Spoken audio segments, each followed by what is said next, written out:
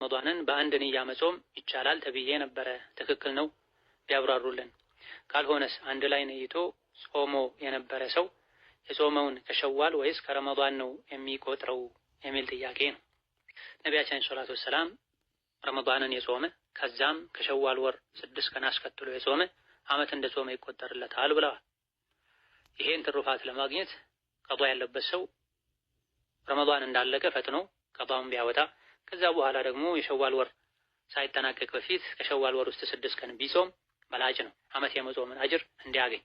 ረመዳን ላይ በጉዞ በህመም ምክንያት ወይም ሴት ልጅ በወር አበባና በወሊድ ደም ምክንያት በማጥባት ምክንያት ያልጾመችው ቀን ኖሮ ሸዋል ላይ የሸዋልንም 6 ቀን ቀዷውንም ነይቶ መጾም ይቻላል ወይ?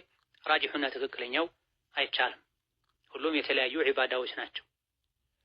ይሄ በፉቅሃዎች አነጋገር አልጀምዑ በይነ ዒባደተይኒ ቢንየቲን ዋሂዳ አው ተሽሪክ በመባል ይታወቃል።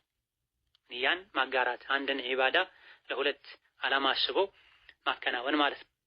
ሁለቱ በአንድ ሊከናወኑ የሚችሉ አይነት ዒባዳዎች ከሆነ ችግር የለውም። ለምሳሌ የጁምዓና የጀናባን ትጥበት አብሮ ማስኬድ ይቻላል በአንድ ንያ።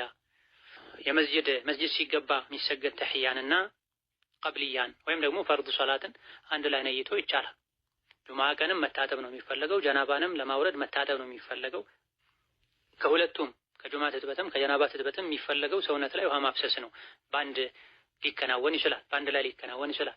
መስጂድ ሲገባ የሆነ ሶላት ሳይሰግዱ አለመቀመጥ ነው የታዘዝነው። ፈርድን በመስገድ ሱናን በመስገድ ተሕያም ቀብልያን በመስገድ ሊሳካ ይችላል። ይሄ ተዳኹል ነው።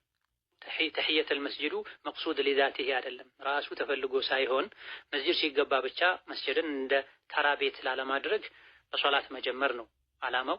ፈርድም ቀብልያም በመስገድ ይሳካል። የጁምዓ ትጥበትም እንደዚሁ ዋናው መታጠቡ ነው፣ ጀናባውን ማስወገዱ ወይም ለጁምዓ መታጠቡ ነው።